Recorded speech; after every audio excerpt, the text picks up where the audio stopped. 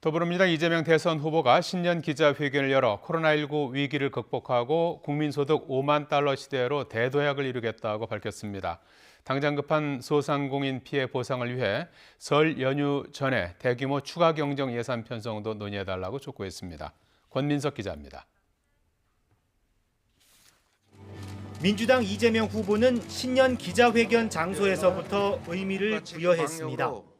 여의도 당사를 벗어나 고 김대중 전 대통령이 구제금융체제 조기 종식을 선언한 곳에서 현재의 국난인 코로나19 위기를 이겨내고 대도약을 이루겠다고 다짐했습니다.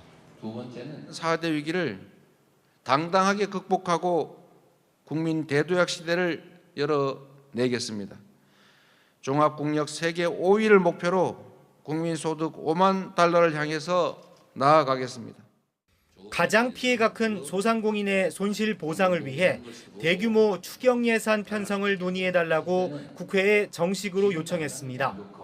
소비 쿠폰 형태의 전국민 재난지원금도 검토할 수 있다면서 설 연휴 전에도 추경 합의가 가능하다고 봤는데 추경은 지금 거론할 문제가 아니라는 청와대 입장과는 배치돼 향후 신경전이 예상됩니다.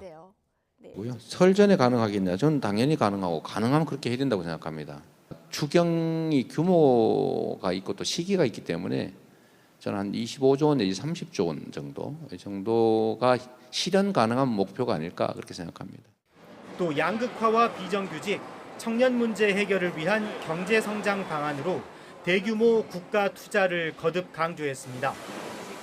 부동산 정책에선 시장과 싸우지 않고 충분한 공급으로 집값이 폭락하지 않게 관리하고 집값이 하락하면 공공주택 매입 기회로 삼겠다고 설명했습니다.